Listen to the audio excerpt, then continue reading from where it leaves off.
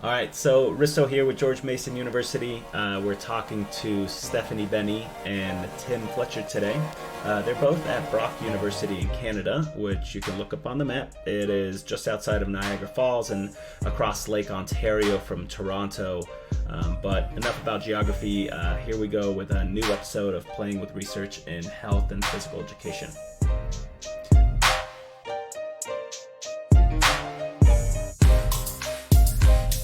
And the article we're highlighting today is titled Using Features of Meaningful Experiences to Guide Primary Physical Education Practice.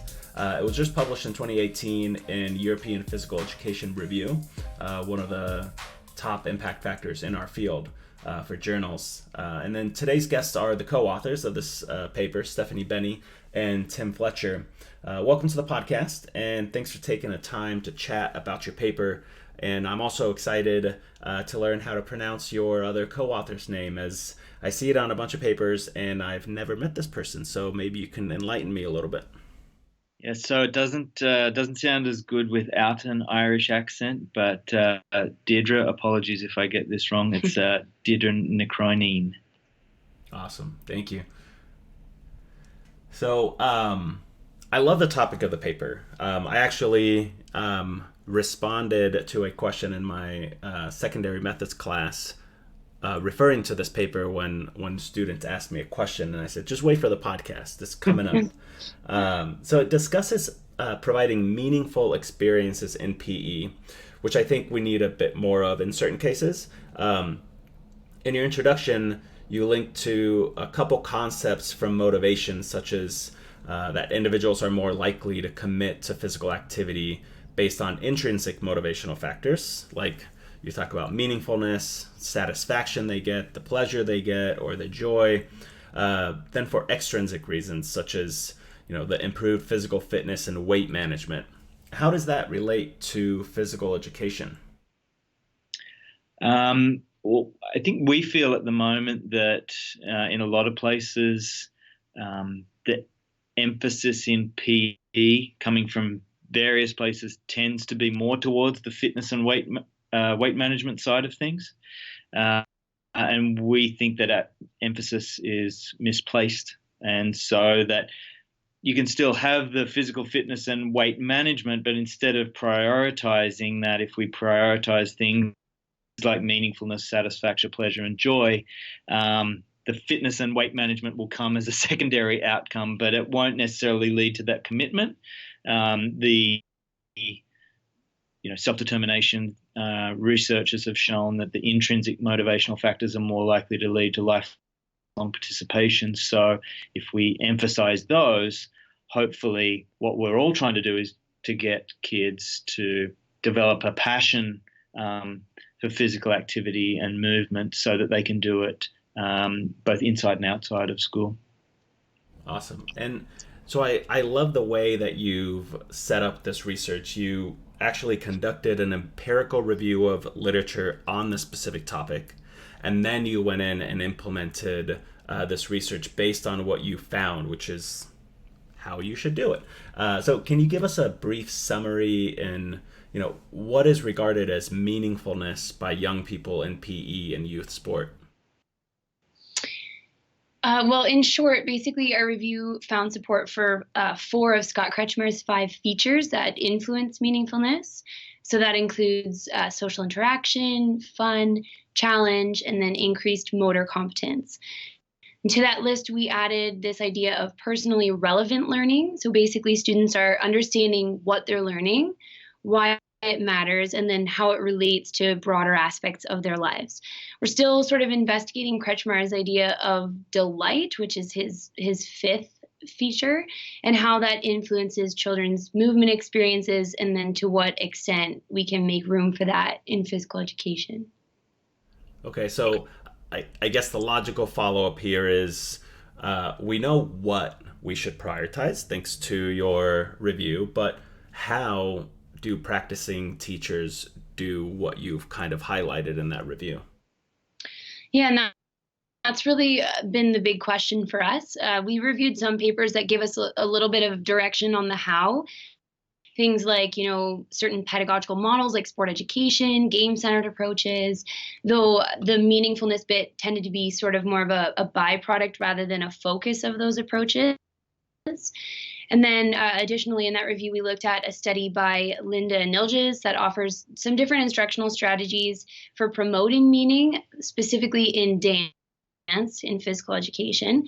And there's definitely some helpful points in there for sure. But again, we felt that a more coherent pedagogical approach that prioritizes meaningfulness was really lacking.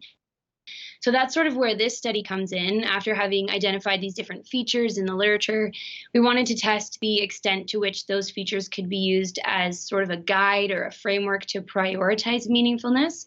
And then, obviously, whether or not that had an influence on the meaningfulness of students' experiences of physical education. Right. And Stephanie, you used a self-study method. Can you explain that briefly? Yeah, I'll let Tim explain that because he's kind of the pro. Well, I'll give it my best shot. So self-study is a specific approach to practitioner research. Deirdre and I had used it quite a bit with our work as teacher educators, and much of the self-study work had focused on teacher educators. There's some advocates for it for use in teachers. Actually, one of your colleagues there, George Mason, the Risto Anastasia Samaras, she's written a really good book on self-study for teaching practice. And so and I should have said this from the outset that Stephanie actually conducted this study as an undergraduate student and also led the literature review, which I think in and of itself is pretty amazing, and credit to her. That is very amazing for an undergraduate. That's impressive. Yeah, so we're very lucky to be working with her. But I was kind of wondering how many years that you were in school for, Stephanie, because I'm like, all right, you did this review of research, and then you're publishing this paper in 2018, and now it makes sense that you were conducting research while you were an undergraduate. Yeah. Yeah. So she was looking for a topic, or thinking about a topic for her undergraduate thesis, and she was teaching part-time in a school at the same time, which I'll let her talk more about. But we felt that self-study might be appropriate here, given that she wanted to focus on something she was interested in. She wanted to improve her professional practice as a teacher, and also have the research outcome as well. So self-study is, I guess, a focus on yourself, so your identity, in tandem with the practices that you enact. So think a lot about personal beliefs, values that you hold, and how you enact those or not in practice. Okay. And can you give me a little bit of context about this? So why specifically you chose a self-study? Where did it come from? Yeah, so for me, it's really started with a desire to improve my own teaching practice. I mean, I was an undergraduate student, but I was teaching part-time in a private school where they previously didn't really have a PE program, so I was sort of helping them with that. And then I was introduced to this idea of self-study, but also prioritizing meaningfulness as an undergraduate student in one of Tim's classes. And both of them really resonated with me right away. So the school I was teaching in was kind of had this mix of privately and homeschooled students who weren't getting phys ed anywhere else. And because the student body was really small, I had this range of ages in my class of different grades in the same class all at the same time. And I felt like that was presenting this really unique challenge to me. I really wanted to be able to prioritize meaningfulness for my students. And so I kind of felt that maybe, I could use self-study and take this framework of features, put it into practice, and then sort of study that experience. Okay. And your self-study was over a period of 8 weeks. You taught 16 lessons. You used a TGFU, Teaching Gains for Understanding model to start, which we actually just highlighted on a podcast a few episodes ago. But then you moved to a sport education model.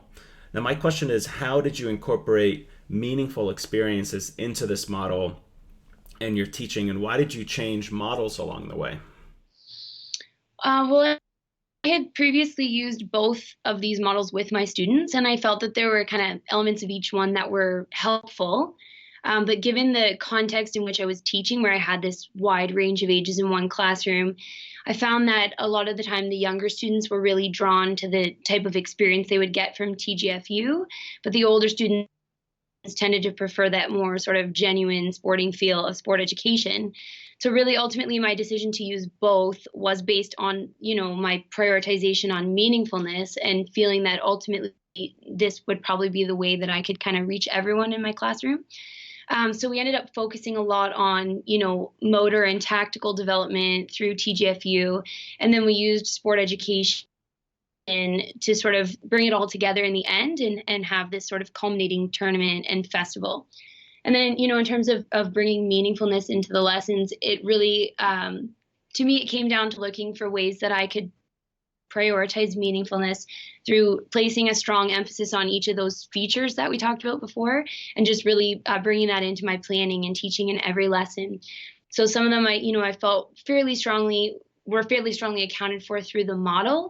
Like in TGFU, you get a real focus on motor competence, and then in sport education, it's more of a focus on social interaction.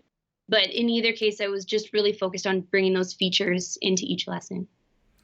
Awesome. And I'm really excited to get into these results because I love that section. But as per usual, I'm going to do a huge injustice to your data collection section, which I always feel bad doing when I see a good analysis section to get to the findings. But just as a summary, you interviewed 4 of the students, got exit slips from others. You also had a ton of other qualitative data like lesson plans, personal reflections. You used Tim as a critical friend who asked those tough questions about your process. Some of these conversations with Tim also became data as they were recorded. So all in all, you have a lot of data to triangulate from.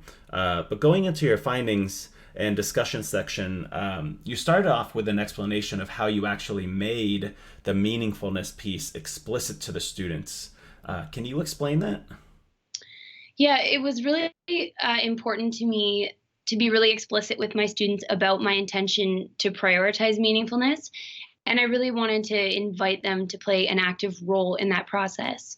So, we kind of engaged in some dialogue at the beginning around, what this idea of meaningfulness meant to me, and then, wanting to understand what it meant to them. And then I presented the list of features to them as basically like a suggestion of some of the things that I thought might influence the meaningfulness of their experiences. I put them up on the wall in the gym, and we left that there, and so that we could talk about it. We used age appropriate terminology and changed that up a little bit, and I also invited them to add other things that they thought were maybe factors, as we reflected on their experiences across the unit. And so the main finding you discovered was about the ways you, Stephanie, use the features of meaningful experiences to guide planning decisions. I'm thinking that meaningful experiences didn't just magically happen, and you had to really work at that, right? Yeah, definitely. I really did invest a really intentional effort into prioritizing meaningfulness through those features. I initially did that by planning for the features in each lesson, but then obviously, I also felt that the decisions I was making while I was teaching were really critical to that as well. So I think it was about just being really sensitive to the situation. In some ways, I found that some of the features, were easier to plan for ahead of time. So, for example, I would try to make a lot of the elements of the lesson into sort of game-based activities to promote fun, or I would plan for different grouping strategies to promote variety in their social interactions. But then there were other features that I felt were a little bit harder to plan for. So things like helping my students find that just right level of challenge in the moment, and then looking for ways to connect what we were learning to their experiences beyond the classroom to sort of promote that idea of relevance. So it was definitely just this balance between planning, reflecting in action and on my action, and then just being flexible in the moment, but in all of that, just being very purposeful in prioritizing those features. Yeah, and it seems like having a solid understanding of what meaningfulness consists of definitely helps in this situation. I know you also kind of spoke to your evolving understanding of meaningfulness, as well as there was this thought of how do I keep meaningfulness in the unit, and I think that that's super important because you want to keep that at the front of your mind the whole time. When you're planning a unit this depth, you don't want to just get into I need to push the TGFU model or the sport education model. So how are you able to keep that at the front of your mind the whole time? Yeah, well, I had really made a conscious decision ahead of time that I was gonna, prioritize meaningfulness through the features. But then once I started teaching this way, there were definitely times when I found that was, it was challenging and that it sort of clashed with the way that I often did things. So it really forced me to kind of stop and ask myself, okay, why am I doing this? Do I actually have a logical reason for doing this way? And one of the things that I really struggled with was how much of a focus to place on competition for my students. So, I grew up playing sports competitively. I felt that that was a really huge part of what made movement meaningful for me, but my students seemed to really have mixed feelings about it. And ultimately, I realized that when we focused too much on, overt elements of competition, keeping score, placing a real focus on that, several of those features that I was trying so hard to prioritize were being compromised. My students wouldn't take time to execute a skill properly, or their social interactions would start to break down. There'd be cheating, they're blaming others, not giving everyone the opportunity to really play, and so on. So really, in terms of prioritizing meaningfulness through the features, I kind of had to just make this decision that I was really going to commit to that and then let that prioritization guide my decision making. And I think that having those features to be able to point to sort of justify my decisions was really helpful for me, but also really helpful for my students. And we were able to talk through a lot of those things. So speaking of your students, how much control did the students have in the lessons? Because I'm just thinking, that choice must play some part in enjoyment, right? So looking at attitude theory, planned behavior, you're going to continue doing the activities that you enjoy, and thus you're going to choose to continue doing them. How did you incorporate autonomy into this? Yeah, using autonomy supportive strategies was a really, really influential part of the process for me. It was something that came out quite strong in our literature review. So I went into this study really wanting to provide my students with a lot of opportunities to make choices for themselves. So, that might be in things like choosing the type of equipment they're going to use, how difficult a task should be for them, modifying the rules of games and things like that, but also just, really allowing them to be part of more general decision-making processes throughout the unit. So some of that I planned for, but then again, it did come down to just being very flexible in my approach while I was teaching. And honestly, I was really quite nervous about it at the beginning, just kind of feeling a little bit of pressure, like, oh, I can't let things get out of hand here. Or, what if they misuse the opportunity to make choices and they're always taking the path of least resistance? Just really had a lot of doubts about it. But it really did turn out to be quite the opposite. Like my students responded so well, and I just felt that it really gave them a sense of ownership over their learning and really promoted a level of student-centered learning that I hadn't really been able to achieve in my classroom before. So I think it really ultimately became a very important part of the meaningfulness of their experiences, and they talked about that in interviews and exit slips. And I'm assuming this wasn't all sunshine and rainbows, and taking on a project like this, being a researcher while you're teaching a span of 5 different grades, or making sure that you're enacting meaningfulness. Can you describe some challenges you faced during this project? Yeah, well, I think one of the biggest challenges for me was really allowing my conception of meaningfulness to be sort of transformed or changed throughout the process. I sort of came to the study with this idea that meaningfulness does mean that everything is sunshine and rainbows. And so maybe the first level of change for me was recognizing that, planning for every element of every lesson to be meaningful all of the time is actually quite unrealistic. And just making that conceptual shift was challenging, but I think it was also a little bit of a relief. But then to kind of take it a step further, I started to realize that, maybe some of those moments that didn't feel or look so great at the time could actually still be meaningful for my students in a bigger picture. So we kind of started to talk about this idea of, experiencing those features in the short term where you do have those really feel good moments, but then also experiencing them in the long term where a moment that doesn't necessarily feel so good at the time can sort of become foundational to a more meaningful experience in the long term. So for instance, there were a lot of times when I really struggled with how much my students seemed to be struggling with managing their social interactions. There's a lot of arguing, people are being left out and whatever. And so initially I wanted to just jump in and make sure that everybody was happy all the time, till I started to realize that, hey, you know what, working through these things, though they're unpleasant at the time, could actually lead to this sort of deeper, more significant experience in the long term when they've really had the opportunity to work through that together. Yeah, one of the most fascinating things I found here was that the students began to evaluate the meaningfulness of their experiences in one of two extremes. On a spectrum, essentially. So meaning they either found it extravagantly meaningful, or by default, oh, this is meaningfulness. This is meaningless, right? So they were either all the way like, you're pushing meaningfulness, they are finding it. And if they don't find it just a little bit, by default, it just goes into the polar opposite. Can you speak to that? Yeah, I might jump in here, Risto, because this was something that Steph and I talked about in this critical friendship process.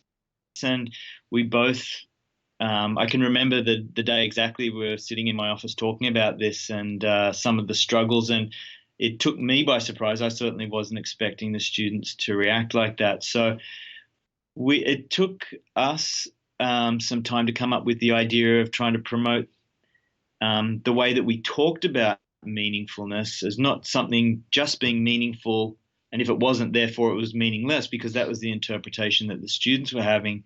So Steph and I said, like, what if we try to think about things as being toward meaningful?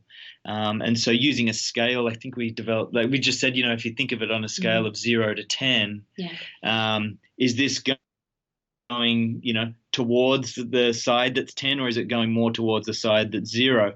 So then they could see, well, if something was 7 or 8 out of 10 on a subjective level, that's still pretty good. It doesn't mean that because it's not a 10, it's a 0. There's different grades of it. So, and then Steph, how did the students respond? Yeah, I think they responded really well to it. On the one hand, it gave us sort of a language where we could actually talk about those experiences a little bit more, and they could sort of express that. But I think it also maybe challenged their perception of meaningfulness, and just the idea that it didn't have to be, this amazing experience that maybe doesn't happen all of the time, but they could see, hey, you know what, this was actually pretty good. This was quite meaningful. And then also because we could talk about it that way when it was more toward meaningless, then we could sort of say, okay, well, what's bringing it in that direction? And we had this ability to sort of use those features to kind of try and bring it back toward meaningful. Right. And it seems like a good life lesson to learn for those students as well at a young age of, if it's not the best ever, it's still worth doing. If something's a 7 or an 8 fun, like, hey, that's still like a really fun activity or game or whatever to play. Yeah. Yeah, it was fun. They were really thinking about things as all or nothing in some ways. So, yeah. Yeah. So this paper really put into action what you found in that 2017 review of Lit, and actually testing a framework that does indeed consist of categories that are meant to provide meaning. And I guess in kind of wrapping this up, I want to really know what you learned as first an educator and then as a researcher conducting this study. Yeah, well, there's definitely so much that I learned as an educator. In terms of prioritizing meaningfulness, and a lot of that we've kind of touched on briefly, but some of the keys were just like using those features to guide my planning and teaching, just really how important it is to be reflective, both, of the process, but also having that sort of flexibility while teaching, reflecting kind of in the moment there. And then, providing my students with that sort of level of autonomy support and just how valuable that was.